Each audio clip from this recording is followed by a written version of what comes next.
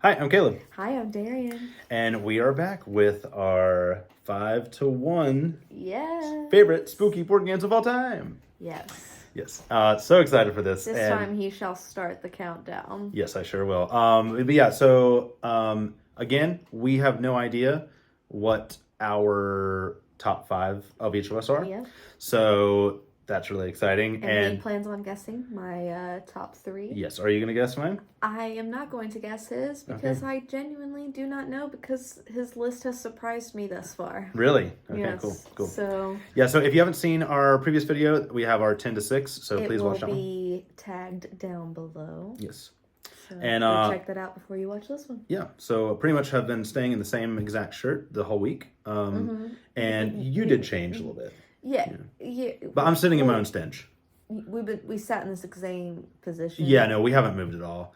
We're very hungry and we're very tired. Please save us.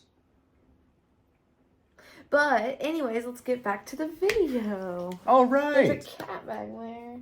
There is a cat back there, just chilling. Another cat. Another cat. There's so many cats. Every cat in every video now. Yeah. Yeah. I guess so. I guess we need to be table cats. Table cats. Yeah, that'll be our new thing. All right. Sweet. So yeah, I can't wait to start it. Here we go. My number 5 is Deception, Murder in Hong Kong. Yes. It had to be higher for me.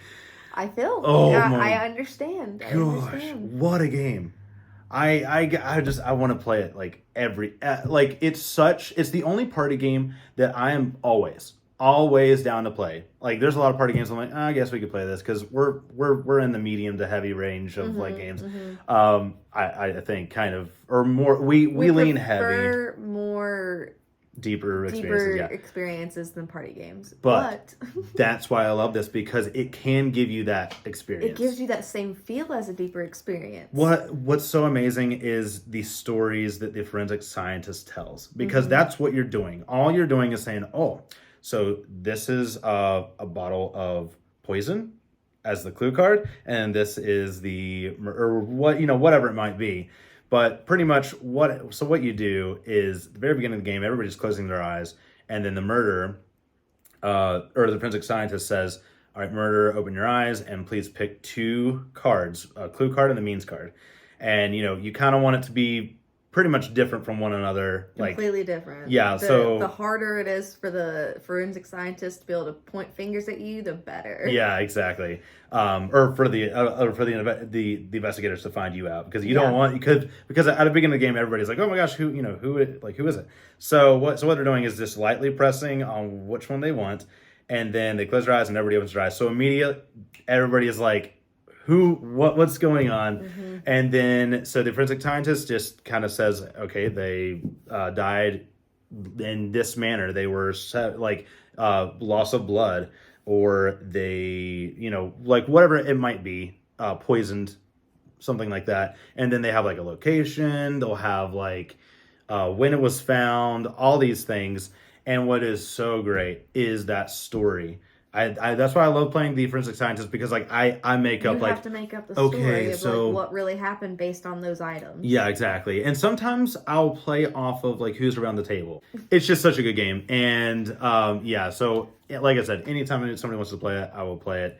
And when you're found out, that's so I'm really bad at lying, so I can't be the investigator or the murderer, whatever. Yeah, I can't. I'm bad at telling the truth, so either way, I'm going to get sussed out. Yeah, everyone suspects him no matter what because he's bad at lying, but he's also bad at telling the truth. Yeah. But it's so funny because it forces you to really push that agenda of okay, I know what I did, but but you're suspicious as well, so yeah. It's really cool. So that is number 5, Deception, Murder in Hong Kong. Are you ready for my number 5? I'm not ready for your number 5. My number 5, and I don't know. I don't know if you would have expected this, but Final Girl. Thank you. It's Final Girl. It is a solo experience game. Yes. And I will say that my first time playing it, I did kind of experience it a little bit more with Caleb than solo, but I just love my husband. And yeah, and we want to be at a table all the and time. I just want when I'm playing a board game, it's me doing stuff with him, so it was weird for me. But I still had such a great time. I'm so glad this is on your list. I didn't think it was going to be on your list at all. I'll be honest. Yeah, I figured you'd be surprised. Yeah, very. But you get to play as the final girl in the horror movie who's trying to survive, who's trying to save the campers, who's trying to save the survivor, the other people there, like she's trying to save the kids or teenagers or whatever. Yeah, or what? Yeah, because there's different scenarios or packs that you can buy separately. So like they've done like A Nightmare on Elm Street. They did like the Big Bad Wolf, like all kinds of stuff. Yeah. But the one we have is just the campers. Yeah, I think it's called Camp Happy Trails. Camp Happy Trails with Hans. That's right. Hans the Butcher. Yes. That's it's hard. It is not. It's very easy to learn. Yes. I don't know how easy it is to explain, but you have like these ability cards, these action cards that you get to take on your turn, and you can kind of take as many as you want until your time toker runs out. Yeah, well, and depending on how much time ends at the time token ends on, is based on how many. It's just hard to explain. I know. I don't know how to explain it. Yeah. Well, okay. So honestly, there's a lot of moving parts in Final Girl, and a lot. Yeah, but pretty much how to win is defeating him, killing him, getting rid of him. That's the only way to win before he kills you. Yeah. So it's either him or you. That's it. And then if you go out fighting, killing him while he kills you, you still win. Still win because you sacrifice yourself to done. Yeah, exactly. It is tough. It's brutal. I mean, hard game. Yeah, very hard. But it has so much theme and so much depth that that's why it's just it. Yeah. I understand why it's up there. I can't believe it is though, because you even said like, oh, solo is not my thing, but I'm like, solo is not my thing. Yeah. That's why I said I ended up having the experience more with him because he kind of helped me decide on things really. But still, it is. But it was fun, and I would like to experience it again. Yeah. Like, even if I have to play it alone, like, I would still like to do it again. I would like to see if I could get further than what I did. Yeah. But yeah, number 5, Final Girl. Yep. My number 4 was almost a crossover, and that is Final Girl. Really? Yeah. I'm glad we're pretty much that's really great that we're similar on that spectrum. So again, it is the most humbling experience. It makes you realize how bad you are, I mean, you're just like, even if you're like, oh, I got this, don't worry, like, you gotta think everything ahead. My goal was to go in fighting, and you can't do that. No, you can't. You can't. No, you have to strategize. Yeah, it's like you gotta save a few folks, and you gotta also attack, and it's so difficult because you never know what's in certain locations. Like, there's certain items that you may need and may not need. And it's like, do I risk going over there? It is all a gamble. The entire game is, I mean, it really is reminiscent of those old B horror films that, like, where, it's just luck, dumb luck, because you are rolling dice. And you can modify the dice by, like, trading in some of the action cards that you don't want to use to, like, turn it into a star, because, like, each card, depending on what you roll, you will take a certain action. And sometimes it's a really bad one where you do have to waste time, which means you cannot buy more cards at the end of your phase. And so it's just, there's so many moving parts, and it is it's a blast. It really is a blast. But I didn't win my first time. I saved everybody, but I didn't get to. I mean, he just, in 2 hits, like, stab me, done. I'm just like, yep, that's it. But we did die at the cabins, which made it kind of thematic, and it made sense. But yeah, it's a blast. It's hard. I cannot wait to pick up the other versions and just see how different they all play. So, yep, number 4, Final Girl. My number 4. My number 4 is Mansions of Madness. Whoa, no, I thought that wasn't. Okay, then I can't guess your number 1. Because I thought that was number 1. Okay. Really? Yeah, I thought that was your number 1. But okay. Cool. Mansions of Madness. Yeah. And I'm again big game. Like the last I think it was my number 9 is also an app driven game. And I don't, to have 2 on my list and not be that big of a fan of app games is really weird. Yeah. Well, it tracks everything for you. It tracks it. It's perfect.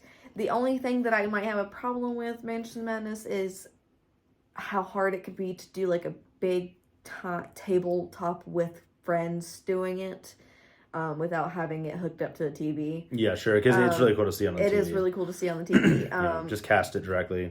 So the game Mansions of Madness is based around H.P. Lovecraft and the Cthulhu world. Yeah, the mythos and all the mythos, all of that, the Eldritch stuff, like all of it. Really cool storytelling with it. Oh man, yeah. The story it tells. We played the same scenario 3 times. Yeah. And it was different.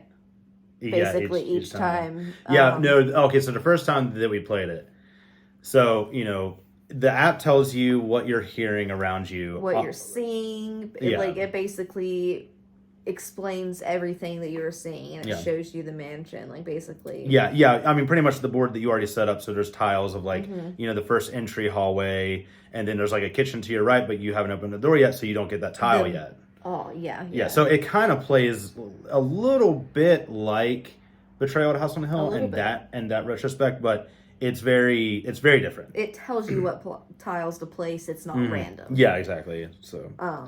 But the minis. The minis are really cool. The minis they are unnecessarily good. They don't need to be that good for a game that's being used for an app and a tabletop setting. It does not. They could have used little tokens. Yeah. Well, and you can. There's like But they give you these minis. Why would you not use the minis? Oh yeah, it makes it so much more scarier and terrifying. Like it's scary. The game is very it's hard. Yeah. It took us 3 times to beat it because I was like, we're gonna keep going. Well, the first time so she opens up a door on the right. It's the kitchen. She hears like hissing and all these like. And I'm like, I'm gonna go in there. Yeah. Oh, I'm brave. And then it's like this big beast, and it's like, oh, okay. Well, what do I do now? Yeah. And so I had to go in and save. And when one person dies, that's it. Yeah. Well, you get one more turn turn, and there's a possibility of winning. Yeah. But.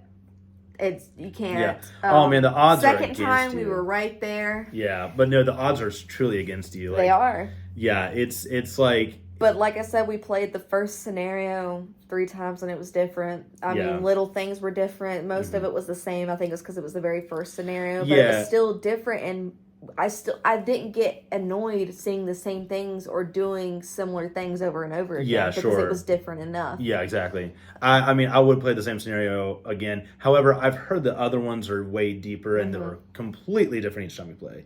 Well, not completely, but like enough to where somebody could be a traitor. So things like that. Like if somebody goes insane because they're seeing all the creatures from the stars and things. It's really in depth with its like storytelling and the explaining of like things happening to you. Yeah, I mean, you're reading a book almost. Yeah, it's telling a story. Yeah, it's such a fun game. But that's my number 5, Mansions of Madness. Cool. Oh wait, no, what was it 5? No, number 4. Number 4, Mansions of Madness. That's so funny. We are right behind each other because my number 3 is Mansions of Madness. Yeah. Again, it's a big box. I mean, there's a lot in there, but it is worth it. Like again, we played it 3 different times, the same scenario, and the minis, like she said, it's over the top. But what I love is the fact that somebody can go insane. And when that happens, you're like, oh, it's like the worst thing ever. But it may not be because like you have a different win condition now. And just discovering the mansion. And then like, I love the puzzles.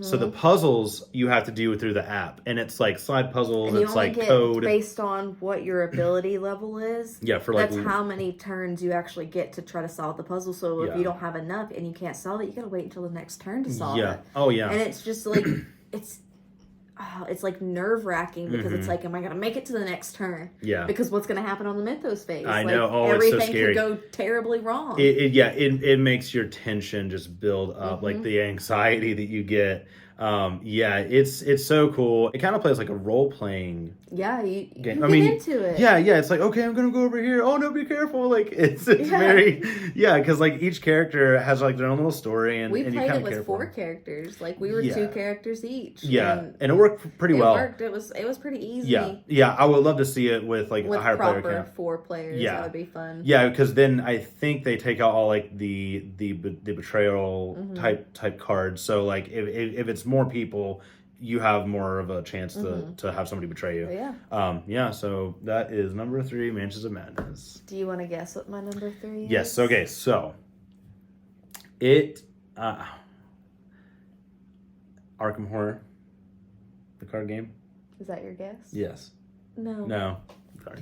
Number 3, Letters from Whitechapel. Oh wow! I thought that was your number 1. That's funny. Okay. Well, no, I thought it was your Letters from Whitechapel. I don't know. I think I now have discovered what one of my type of games are. Euro games, hidden movement. Yeah. I think those are my games because I desperately want Dracula, and this. Or it's called Fury of Dracula. Fury of Dracula. Yeah. I desperately want it. Can't find it unless you want to spend like an arm and a leg.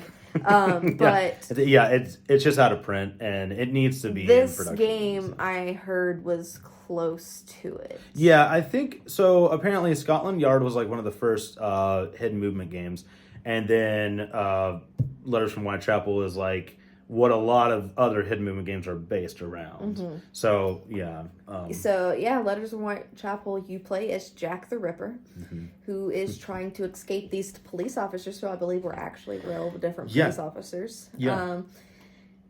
And basically Jack the Ripper's trying to kill, get back to his place safely without being caught, and surviving 4 nights. It's 4 rounds or whatever. 4 rounds. So 4 nights that he killed. It was and he killed 5 prostitutes, I believe. No, it's 5. Yeah, then it's 5 nights. Well, no, it's 4. It's 4 nights. He kills 2 on one night. So so 5. He kills 2 on one night. He's killed only 5. So you have to try to. We played it twice. I lost twice as Jack the Ripper, but you know what? I still love the game, and it's made my number 3. Yeah. So cool. It's obviously still a good game, even if you lose. Yeah. So one thing that I really love is they handle the history very respectfully. I mean, the whole book has just so much historical context about what he did, and I mean, this was like.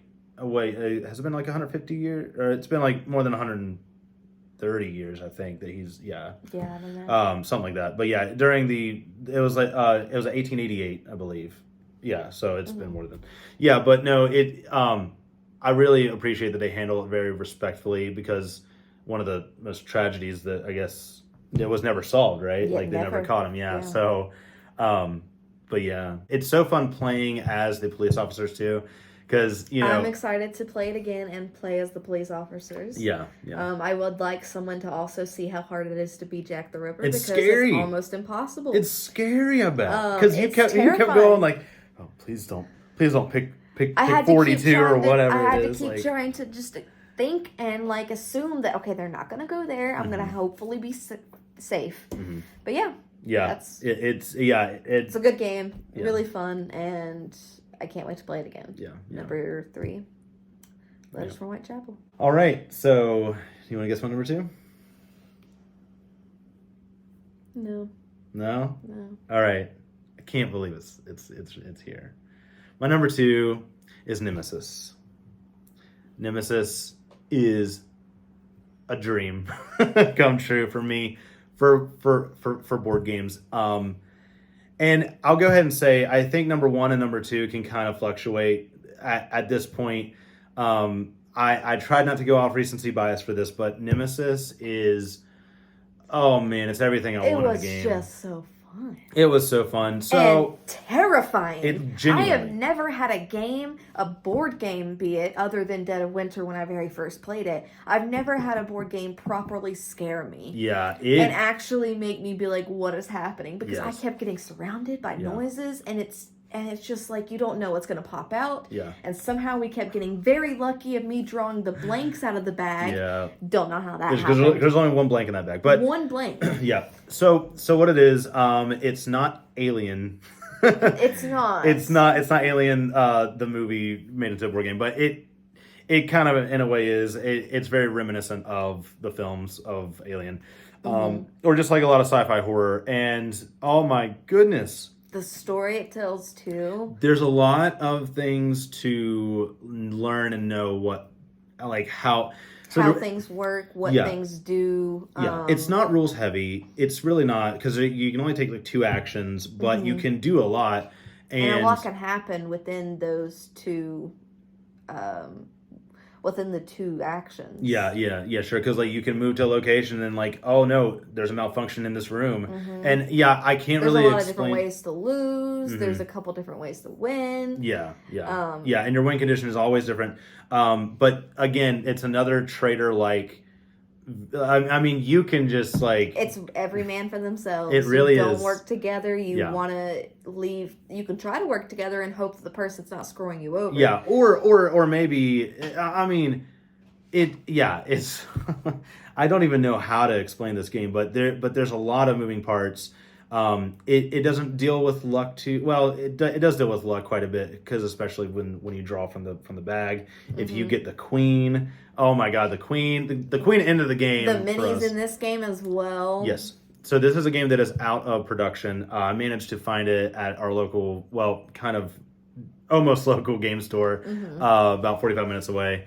But yeah, they had an open copy that was like shelved, never really touched. They just took the wrapping off. And so I was like, I want this. I need it. I have to play it. And they sold it to us. Yes, I'm so glad that we got it, because this is the game. So much fun. It is. This is the game that I want to always put on the table for scaring people. Just like making so much tension build up around the entire like room on the table. It is amazing. It's very dark. There's a lot of bleak stuff going on. But yeah, we had such a time, even at 2 players, and a lot of people said that it's not really great at 2, but I thought it was amazing. I had a great time. Losing. I could care less to lose on Nemesis, because like it's like, it was great, and I won. Yeah. I won, and it was all because my card. I said at the beginning, I was like, no matter what I do, I'm gonna win. Yeah. Because you just needed to die, and then either die or you die. Yeah, and I survived. Yep. Well, you didn't survive because the queen bit your head off. My head off. Yeah, or whatever. But yeah, Nemesis. I can't say. I don't even know where to start, because I'm just so. And this is fresh too. We just recently started playing this, so. But yeah, I will say the setup does take a while. It's worth it though. It is. It is so worth it. I again would bring this out almost on any. And the teardown takes a little while, but it's also worth it. It's like you can talk about what just happened while tearing down the game. Man, that was so cool, because you're always just smiling and they go like, "That sucked, but that was awesome." So yeah, but Nemesis is number 2. So you want to guess what number 2? Nemesis. No, Arkham Horror. No way. Yeah. Thank God it's number 2. Sweet. Number 2, Arkham Horror. Funny. Yep. Card game. Yeah. Or Arkham Horror, the card game. Because there's Arkham Horror, the board game. Okay, let me specify. Arkham Horror, the card game. It's a card game. That simple. But it's not. It's not. It is so in-depth. The story it told, we played it one time, and it was one of the best times I think I've ever had with a card game. Yes. And it was... Yes. God, I don't even know how to explain it. It was just a good time. So what we love about it is the fact that it doesn't feel like a card game. Like, all these cards that are on the table are different rooms. And you can go in these rooms. And it's just... I don't know, it's so robust. It's also based on the Cthulhu-esque Yes, the H.P. Lovecraft stories. Lovecraft, Eldritch, all that. It's I guess just games like that know how to do it. Yeah. The spook factor is huge because, like, you draw from a bag, just kind of like in Nemesis, but like you draw from a bag to see what, like, if you make a certain test or do like a certain test, and instead of rolling dice, you literally reach from a bag and see if you fail or succeed it. But it's just modifiers. It's like a +1 or like a -1 to whatever you're trying to solve. Like find clues in the little house that we were in. If you don't pass. Yeah, and this is based off the first scenario that we did. So the fact that this is your number 2 for that is awesome. Yeah. Yeah. You're 2 investigators trying to solve some mysterious stuff that is happening. Trying to figure out what's going on. So you got to go investigate and figure out things, stop stuff, fight things possibly. Try not to die. Like or go insane or whatever. Or go insane. Like it's very... It's just a fun game and it's very good. I can't wait to play it again, and I cannot wait to actually continue on with the game. But yeah, it's amazing. That's my number 2. Cool. Arkham Horror. All right, want to guess my number 1? Arkham Horror. It is Arkham Horror. Yes, obviously. Again, number 1 and number 2 can kind of just fluctuate. But I agree with you there for mine too. Yeah, cool. It is the story that it tells, pretty much like Mansions of Madness in that sense. But oh man, the fact that we played it once and had that great of time, Now, I will say it is an investment. So Arkham Horror, the card game, once you do finish this box, there's a lot more to get. You gotta buy a lot more. There's so many other scenarios and stories. But the game makes you want to. Oh, yeah. Like, we haven't even finished it, and I already am like... let's go through all of them. Yeah, because what happens is that... Well, it's more of a campaign-style game. So, like, at the end of your scenario, it continues, and your character can like, change. And you have this deck-building mechanism that, like, you can add in new cards and modify your deck a little bit more to where you're more powerful. Or you can get these hindrances where you can have these weaknesses and stuff.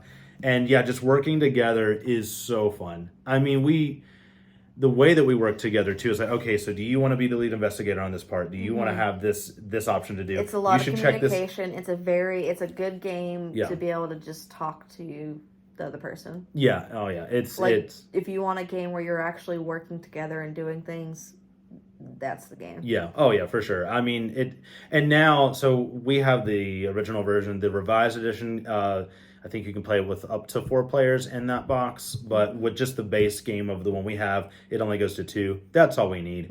I don't recommend getting the old one because before we started playing the game, I had to rearrange all the cards and put and pre-build each deck for our characters. It's much better in the revised edition. You already have everybody's preset, or like each character has like a preset deck, so you don't have to worry about that at all. And yeah, like I said, I don't know. It's wild to me that the first scenario just drew us in that hard, and it is number 1. It is. So, yep. There we go. Your number 1 is Nemesis. It is indeed Nemesis. Yes! It is indeed Nemesis. Oh my god, we almost had a crossover. That's so funny. Yeah. Each time, the whole way through, we almost had crossovers. Yeah. I was going to just... Nemesis is number 1, but I thought you were gonna put Nemesis as number 1, and I'm a little surprised because I thought you were gonna be surprised that it was my number 1. Yeah, I'm so happy. Immediately after I finished the game, I was like, "This is it." Yeah, like when we were, because we decided to do this, spooky games. As soon as we finished, I was like, "This like for spook factor, it literally defeated everything." Like gosh, it does. It really scared me. Yeah, like it actually was like, "Oh my god, what's happening? Like, what am I gonna do? Like, what's gonna happen?" Yeah, and you don't know. Like, you don't know what's gonna happen. You never know what's gonna happen. It's terrifying. Yeah, because each time that you move to a different room, there's these noise tokens that'll go out. And that if you means have slime, it's even worse. Like there's these things that like can cause you to make more noise. Yeah.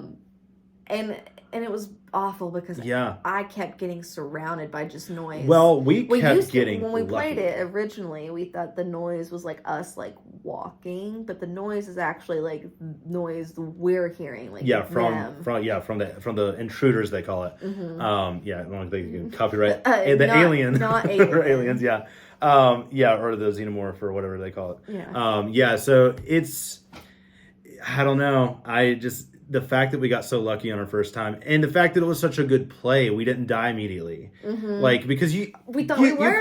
You could die almost on I first. thought we were gonna die like super quick, and we played the game for almost like an hour and a half. Yeah, that's true. And I mean, I will say, if you are looking to buy Nemesis, check out Nemesis Lockdown. It is readily available right now. The aliens are different. It's a bit more rules heavy, only slightly from what I've heard. They've just added like a few more actions that you can do, but I wanted base Nemesis because I just love the way the aliens look already. So I was like, I told her, I was like, we have to get this game. We got to try it out. And she heard about it and like read about it. It's like, okay, let's try to find it. Mm-hmm. And the fact that we got so lucky locally to get this at a great price too. But it is an expensive game too. And for it to have been open and it was in such good condition. Yeah, everything's perfect. We got so lucky. Mm-hmm. Yeah, for sure. Which is why, again, it has to be at my number one. This is a top 10 of spooky. Like, this tops it. This is number one. Yeah. Like, it just is. And that's why I'm surprised that it's not. But I think it's funny that my number 2 was Arkham, your number 1 was Arkham, your number 2 was Nemesis. Mm-hmm. Then here I am. Yeah, I know. I for a while I had a number 1, and I was like, and you know what? Tomorrow it could change. It can change. It can change in the next 10 minutes for me. But right now, Nemesis is number 1, and I am happy to say that it's my number 1. Yeah, one day we'll have a crossover, maybe. We got very close multiple times. We should have had a crossover. Yeah, we should have, but we think a lot alike, though. Yeah, for sure. I just, like, one of us is a step behind or a step above. I'm apparently a step above because Nemesis should be at number 1 for this. Yeah, it should. It really should. But yeah. Thank you guys so much for sticking out and watching both of these videos to learn about what are, based on our own opinions, top spooky games are for this season. Yep. So be sure to check some of these games out, and please like and subscribe. Let me know how you guys feel about the games. Yes, let me know what your favorite games are. We're I would love to be introduced to some other games because love them. Yeah, I mean, there's games that we're still finding out about. Like, this exists. So please tell us of some that you didn't hear about us mention that you would love to be maybe hearing us talk about. Yeah. So. Yeah. So, all right. Well, happy Halloween, and you guys have a great one. Have a wonderful, spooky, and safe season. Yes, that's how you do it. Cool. All right. Thanks, guys, so much again, and we'll see you in the next video. Bye. Bye.